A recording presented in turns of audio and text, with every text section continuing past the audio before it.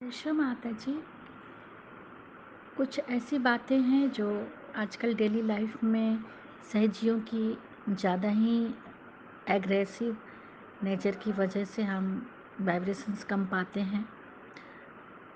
तो जितने भी सहजी डेली लाइफ में सुबह से लेकर रात तक में हम जो भी काम करते हैं या जिनसे भी मिलते हैं, उसमें एक रिएक्ट की भावना ज़्यादा शामिल हो रही है।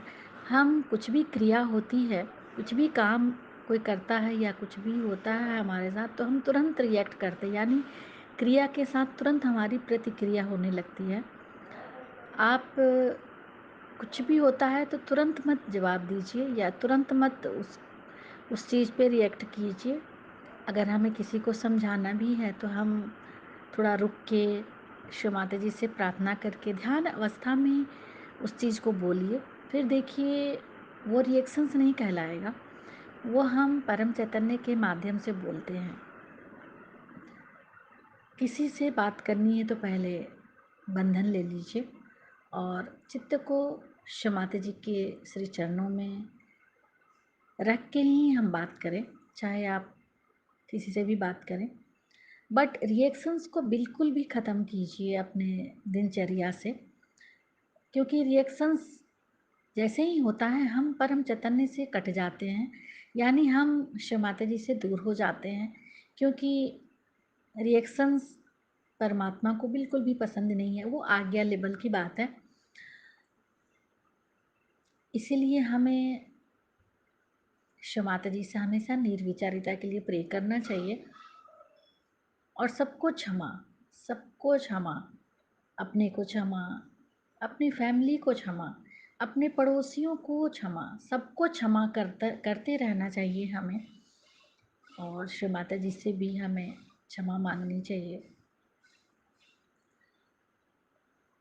तो इस तरह से हम अपने लाइफ से रिएक्ट को बिल्कुल शांत करें। अपने आप रिएक्ट को शांत करने के लिए अपने राइट चैनल को कूल करें आइस पैक से,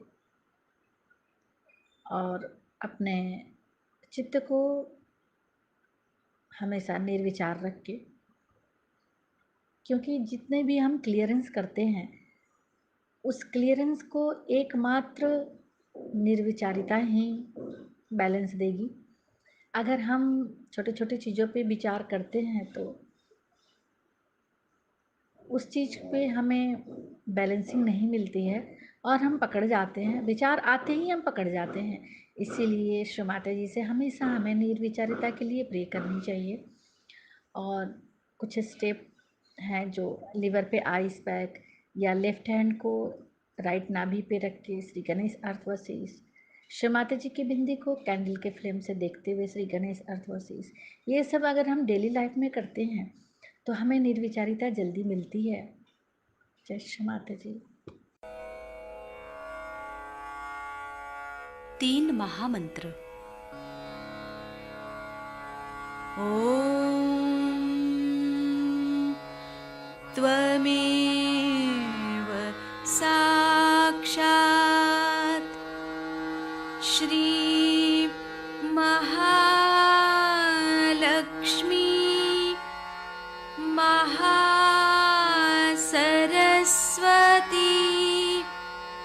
महाकाली त्रिगुणात्मिका कुण्डलिनी साक्षात् श्री आदिशक्ति माताजी श्री निर्मला देव्यै नमो नमः। ॐ त्वमेव साक्षात् श्री कल्की साक्षात् श्री आदिशक्ति माताजी श्री निर्मला देव्यै नमो नमः। ॐ त्वमेव साक्षात् श्री कल्की साक्षात् श्री सहस्रार स्वामिनी मोक्षप्रदायिनी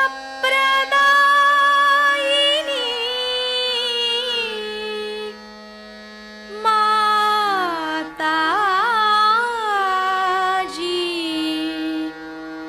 श्री निर्मला देव्यै नमो नमः। श्री गणेश मंत्र। ॐ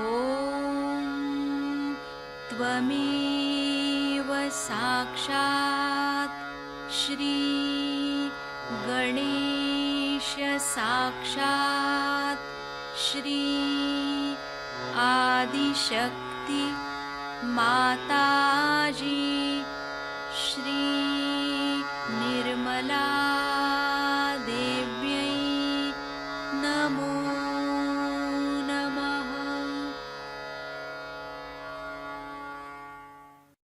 जय श्री माता जी। दोनों हाथ माँ के सामने अपने हृदय में श्री माता जी को नमन करेंगे। परम पूजनीय श्री माता जी, कृपा करके हम सभी के ध्यान में आइए, विचारों में आप आइए, अपने बीचों बीच हृदय में श्री माता जी को देखेंगे। श्री माता जी, हम सबको क्षमा कर दीजिए, हम सभी अज्ञानी हैं। दोनों हाथों पे अपने विचारों में, अपनी आँखों में श्री माता जी की छवि को रखते हुए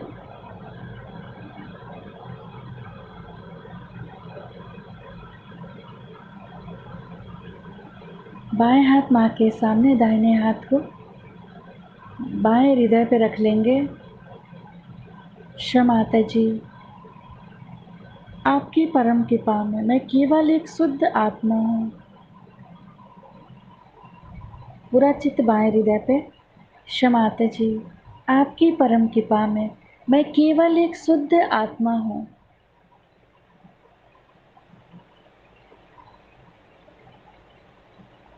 श्री माता जी, कृपा करके हमारी इस आत्मा को प्रकाशित कीजिए।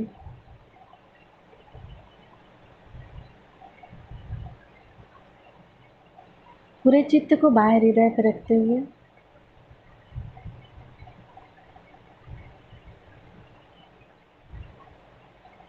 श्री माता जी,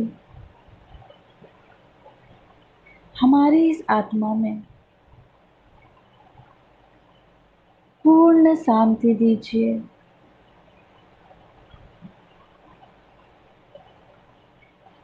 श्री आत्मा परमात्मा मंत्र। ओम त्वमेव साक्षात् श्री आत्मा परमात्मा साक्षात् श्री आदि शक्ति माता जी श्री निर्मला देव्यै नमो नमः। दोनों हाथ माँ के सामने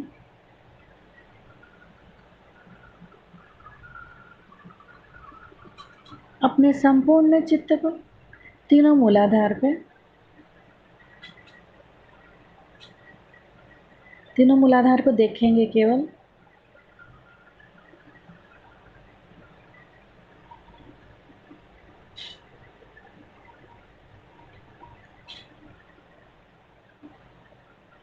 सेंटर नाभि पे, बीचों बीच नाभि पे अपना संपूर्ण चित्त।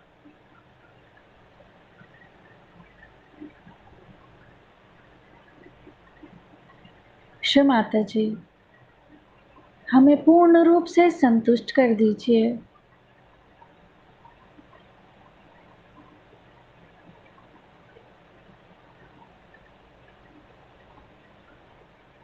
पेट के चारों तरफ पूरे भवसागर में अपने चित्त को रखेंगे।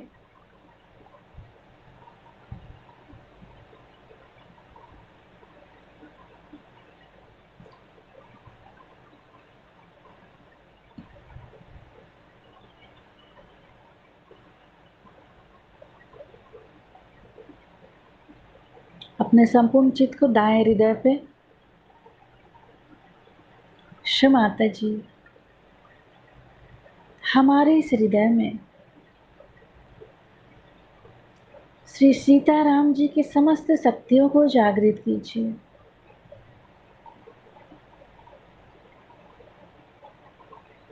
श्री माता जी, मेरे अंदर जो भी जिम्मेदारी का भाव है वो आप हैं। कृपा करके हमें साक्षी भाव में जिम्मेदारी निभाने की शक्ति दीजिए।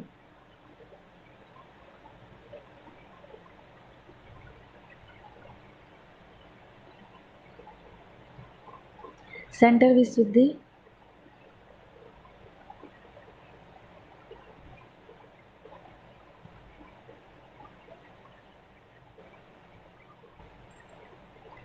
फ्रंट आज्ञा।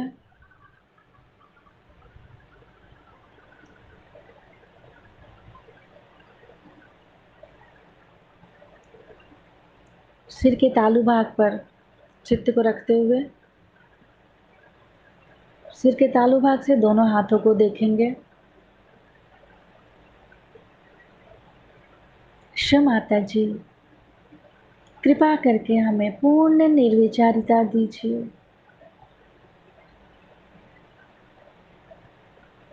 आपकी अमृत वाणी को हम सहस्त्रार से सुन सकें, ऐसी कृपा कीजिए।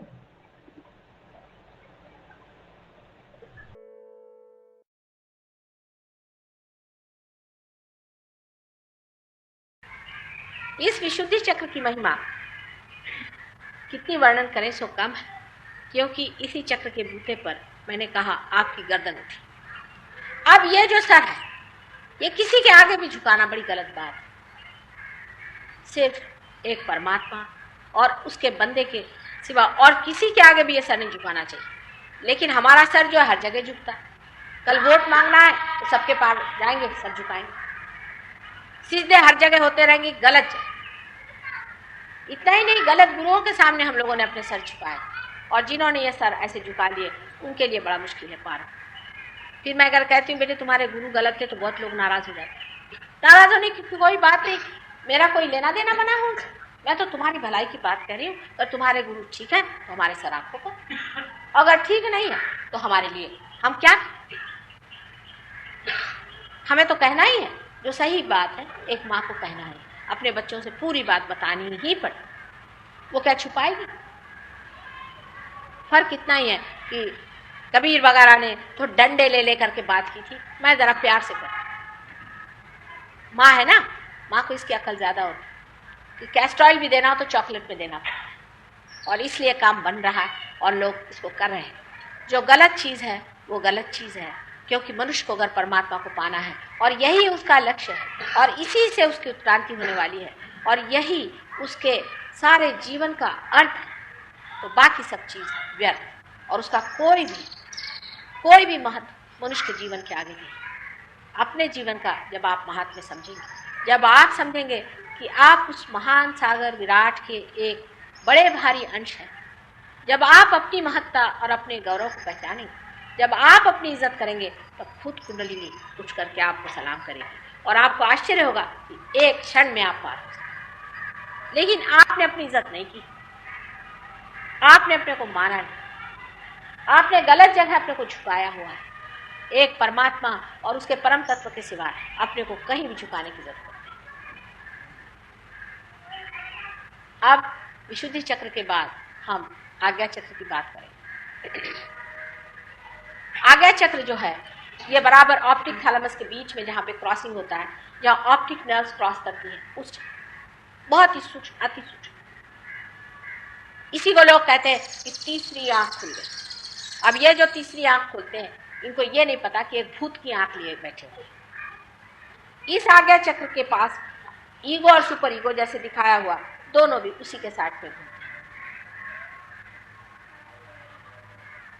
बहुतों को इस चक्र के बिगड़ने से कभी लाइट, कभी कुछ विजन, कभी कुछ दिखाई देता।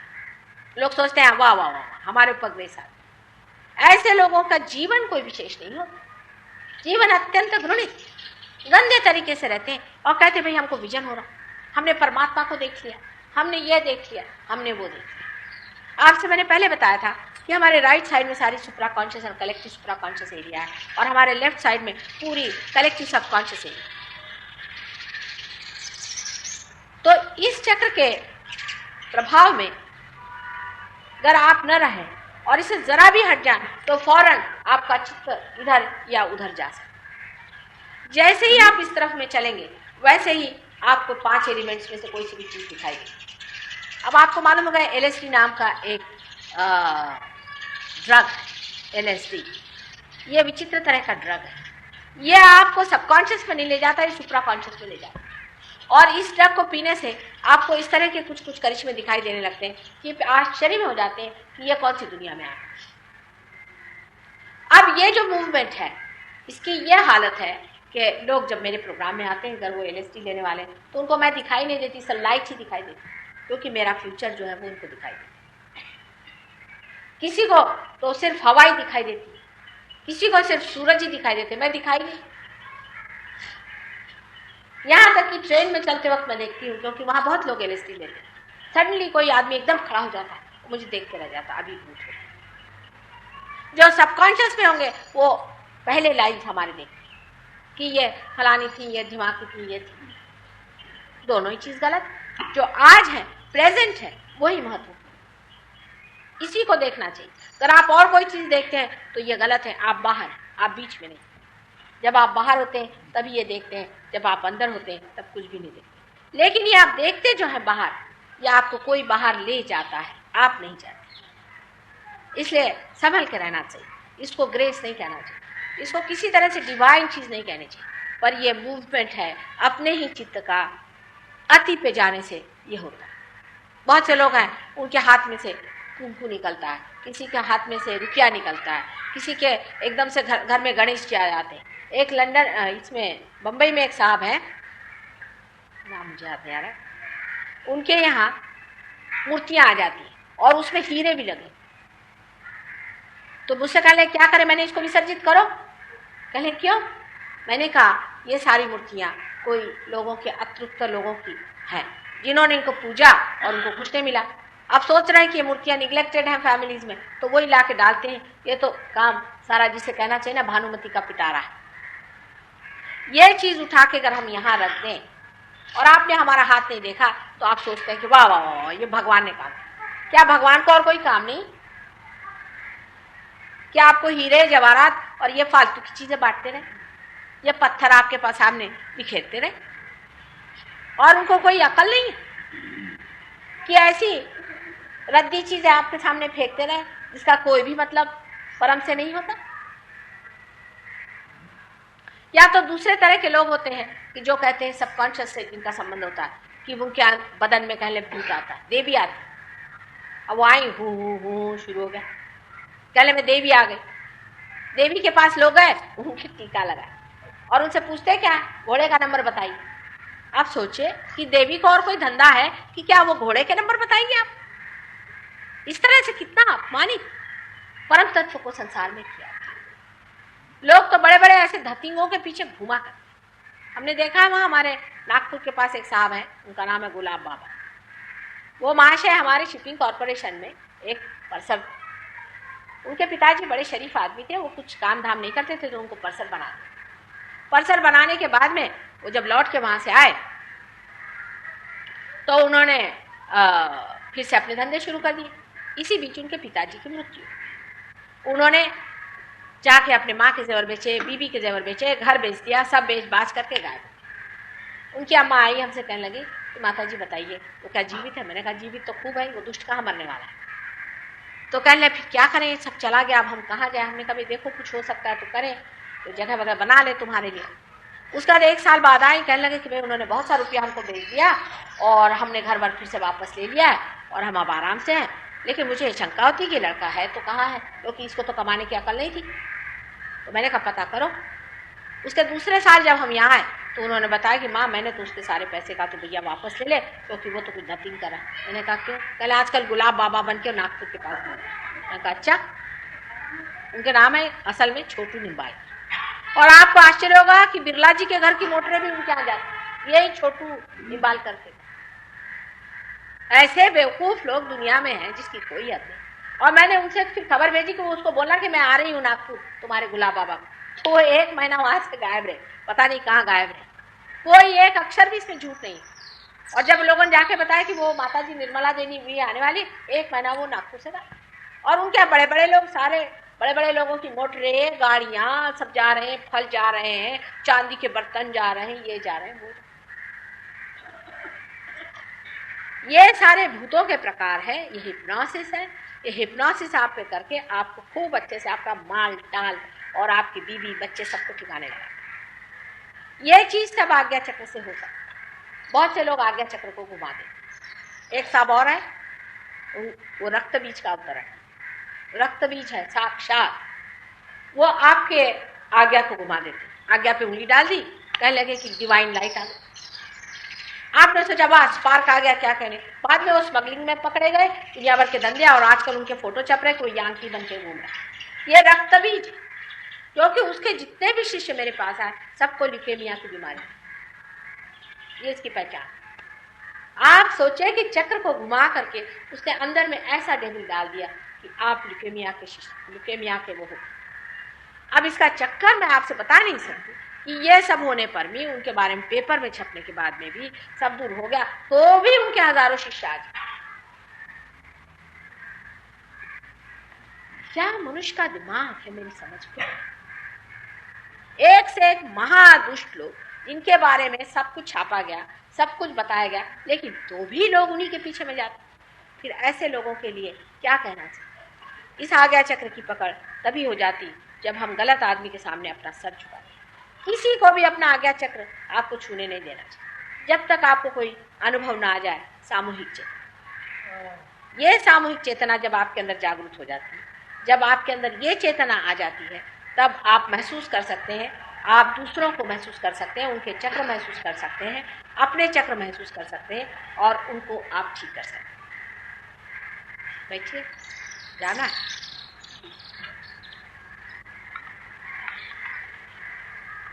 बैठिए साहब, अब 2 मिनट ठहरिए, हम तो बहुत दूर हमें जाना है।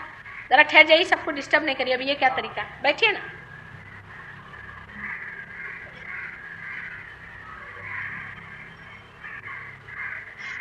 अब जाना भी है तो चुपके से चले जाइए, सबको डिस्टर्ब करने से फायदा। अब ये आज्ञा चक्र के लिए मैंने आपसे इसलिए बताया क्योंकि ये बहुत महत्वपूर्ण है। इस आज्ञा पे हम सिंदूर लगा लेते हैं। सिंदूर क्यों लगाते हैं? पंजाब में आजकल औरतें सिंदूर ही नहीं लगाती, पता नहीं ऐसा रिवाज क्यों बना लिया, और कब से बना लिया ये भी मेरे समझ में। सिंदूर से क्या होता है? क्योंकि औरतें मन से जरा कमजोर होती हैं।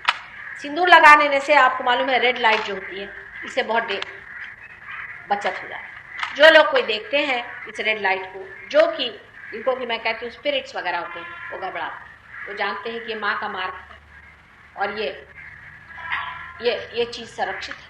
बाइबल में तक इसका जिक्र है कि जिनके जो लोग चोजन होंगे उनके माथे पे मार्क, इससे वो जाने जाए। इतना जरूरी है सर पे ये मार्क लगाना औरतों के लिए कि इसी से उनकी रक्षा होती है सैटेनिक फोर्सेस। कोई बाइबल में ऐसा लिखा नहीं है कि आप मत लगाइए, उल्टे लिखा है कि ये पहचान है उन लोगों की जो चोजन लोग। अब आपको आश्चर्य होगा कि ये जो चक्र है, इस चक्र पे साक्षात क्राइस्ट विराजते। क्राइस्ट दूसरे तीसरे कोई नहीं, ये श्री गणेश के ही अवतार है। इनको किस तरह से बनाया गया था, इसको अगर आप कभी भी देवी भागवत पढ़ें मार्कंडेय जी का तो आपको पता होगा। ये महाविष्णु के स्वरूप में पहले बनाए गए, फिर इनका डिस्क्रिप्शन दिया गया, वर्णन दिया गया, उसमें बताया गया कि किस तरह सारे संसार के आधार हैं। और किस तरह से कृष्ण ने, जो कि इनके पिता हैं, कृष्ण ही क्राइस्ट के पिता है, इसीलिए इनको क्रिस्ट कहते हैं, क्योंकि ये कृष्ण के जैसे कहते हैं सरनेम की तरह से। और यशोदा जी का नाम, अपने यहाँ यशोदा जी को यीशु भी कहते हैं, इसलिए इनका नाम यीशु। इस प्रकार राधा जी ने स्वयं रखा था, और राधा जी ही इनकी माँ। अब झगड़ा किस बात का? क्योंकि कृष्ण ने कहा था कि ये जो प्रणव है, ये जो शक्ति है, ये कभी भी नष्ट नहीं होती, इसलिए उन्होंने इस संसार में अवतरण किया था। और इस अवतरण में उन्होंने ये दिखा दिया उनके पुनरुत्थान में कि जब ये प्रणव साक्षात जन्म लेता है तो ये नष्ट नहीं। बाकी जितनी भी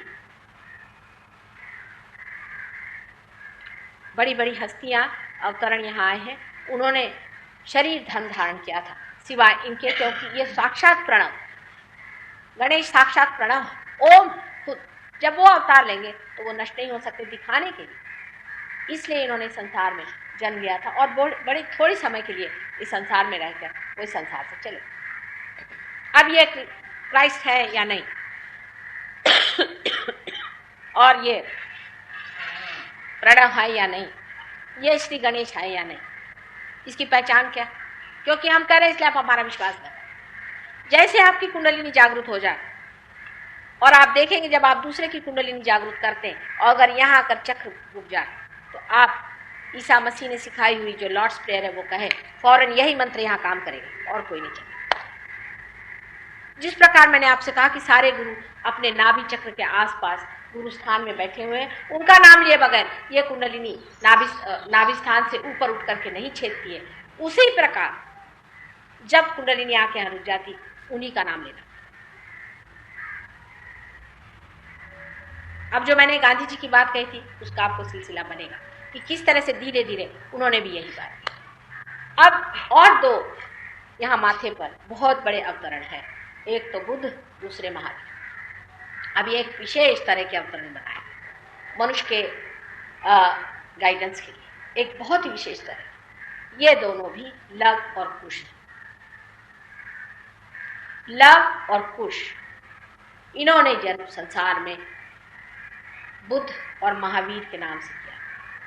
दोनों की माता एक ही और दोनों इस संसार में कंटेम्पररी माने जाते हैं, समकालीन। ये दोनों का जन्म लव और कुश का जब नाभि चक्र के पास चंद्र और सूर्य नाड़ी के साथ हुआ। ये अंदर की मैं घटना आपको बता रही हूँ, ये हुआ कि नहीं ये आप देख सकते हैं जब कुंडलिनी का जागरण होता है। चंद्र नाड़ी और सूर्य नाड़ी पर इनका अलग अलग जन्म हुआ। सूर्य नाड़ी पर बुद्ध का जन्म हुआ है, चंद्र नाड़ी पर महावीर जी का जन्म।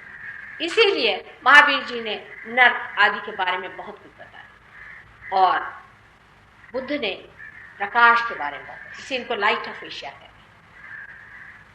ये दोनों ही नाड़ियां हमारे अंदर ऊपर चढ़ती हैं और जाकर के एक इधर और एक इधर खत्म हो जाती है। इसीलिए बुद्ध इधर बसते हैं और इधर में महावीर बसते हैं। इन दोनों का स्थान बहुत ही महत्वपूर्ण, क्योंकि यही दो व्यक्ति ऐसे हैं कि जो मानव रूप धारण पूर्णतया करके ऊंचे स्थल पर। एक बहुत ही विचित्र अभिनव चीज, पर आपको पता है कि इन्होंने फिर से संसार में जन्म लिया, क्योंकि जब उन्होंने देखा कि अहिंसा का मतलब इतना विपर्यास और उसको दूसरे धरातल पे लोगों ने पहुंचा दिया और उसको पटक के उसे खत्म कर दिया। इसका मतलब प्राणी मात्र, और महावीर के आप जानते हैं कि जैनी लोगों का तो यहाँ तक कि खटमल को बचाते हैं और खटमल को छोड़ देते हैं कि वो जा करके और एक ब्राह्मण के शरीर के रक्त को पिए और जिससे खटमल बच जाए। ये क्या अहिंसा हो सकती है? आप ही सोचिए कि क्या मैं खटमलों को रियलाइजेशन दूंगी या मच्छरों को दूं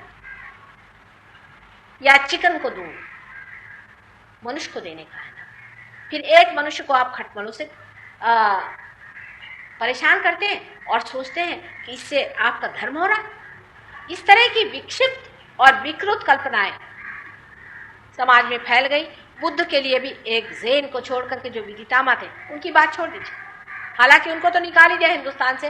बाकी जितने भी बुद्धिस्ट हैं उन्होंने क्या हालत करी, जा करके बाहर आप देखिए कि उनके दांत से लेकर हर एक चीज को पूजने लगे। बुद्ध ने तो यहाँ तक अनिश्वरवाद की स्थापना करी कि ईश्वर के बात करते ही साथ लोग इस तरह के झमेले में फंस जाते। उनका अनिश्वरवाद भी ठीक है। अगर आप रियलाइज हो जाए आज यहाँ और हमें आपको न बताएं कि परमात्मा है, आप भी अनिश्वरवाद की बात करें, आप भी सिर्फ आत्म परीक्षा की बात करेंगे, आत्मज्ञान की बात करेंगे, क्योंकि आत्मज्ञान की बात करने के बाद ही परमेश्वर के ज्ञान की बात करनी चाहिए। इस बात को समझ के ही उन्होंने सिर्फ अनिश्वरवाद कहा था, क्योंकि उससे पहले अगर ईश्वर की बात करो तो आप राक्षस को भी पूछते हैं और उसको ईश्वर मानते हैं।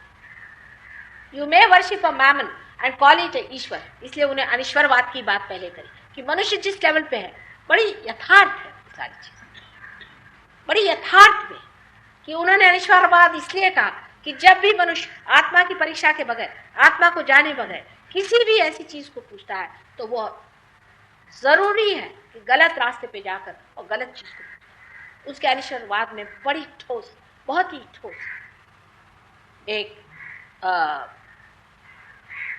सुझाव, एक समझौता, एक बड़ी सूझबूझ कि वो समझ गए इंसान किस लेवल पे। उन्होंने ईश्वर की बात की ही नहीं, वो तो बाद में होगी, पहले सेल्फ को रियलाइज। ये बहुत बड़ी बात है, क्योंकि इस तरह की बात कहने में एक तो ये हो सकता था कि लोग इनको कहते कि अरे ये तो ईश्वर में विश्वास नहीं करते, हटाओ, फेंको इस आदमी। ये बहुत बड़ी एक संभावना थी। लेकिन जब उन्होंने अपने शिष्यों को देखा इस तरह की गधापंथी करते हुए, तब फिर उन्होंने जन्म लिया। आपको आश्चर्य होगा, और वो कहाँ लिया था? क्या आप जानते हैं? क्या आप बता सकते हैं? हसन और हुसैन जो दोनों करबला में मारे गए थे, ये दूसरे तीसरे कोई नहीं थे, और हमारे ही महावीर और बुद्ध। लेकिन ये कहे तो कौन कहे और समझाए तो कौन समझाए। ये आज हमारे ऊपर बोझ आ गया कि हमें आप ये बात बता रहे हैं। इसलिए बता रहे हैं कि जब आप कुंडलिनी को जागरूक करते हैं, उस वक्त आपके जब ईगो और सुपर ईगो पकड़ लेते हैं, तब आपको बुद्ध का और महावीर का नाम लेना पड़ता है। ये एकादश रुद्र में के 2 रुद्र हैं, बहुत बड़े रुद्र हैं, और जब आखिरी संहार होएगा तो ये बहुत कार्यान्वित है। इन दोनों के बारे में तब आप जानिएगा जब आप देखेंगे आपका ईगो और सुपर ईगो नहीं छूटता। तो अगर आप हिंदू हैं तो आपको हसन और हुसैन का नाम लेना पड़ेगा, और अगर आप मुसलमान हैं तो आपको बुद्ध और महावीर का नाम लेना। उसके बगैर ये दोनों गुट्टे नहीं छूट, या ऐसे जमे रहते हैं, कुछ पूछे। विशेषकर ईगो जो है वो तो ऐसा बड़ा गुट्टा निकला रहता लोगों यहाँ।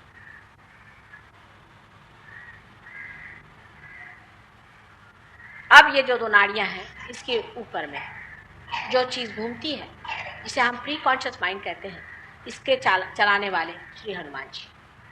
ये हमारे सूर्य, उन्होंने तो सूर्य को ग्रस्त लिया था, कहते हैं राइट साइड में घूमते हैं, और जो लेफ्ट साइड में घूमते हैं वो भैरव नाम।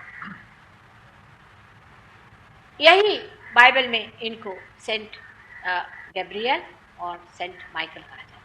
इनमें कोई अंतर नहीं, इनकी एकतांता, इनकी जो समरसता मैं कह रही हूँ वो आप सहयोग में ही समझ सकते हैं। जो जो मैं बात करी उसकी सिद्धता मैं आपको बता सकती हूँ।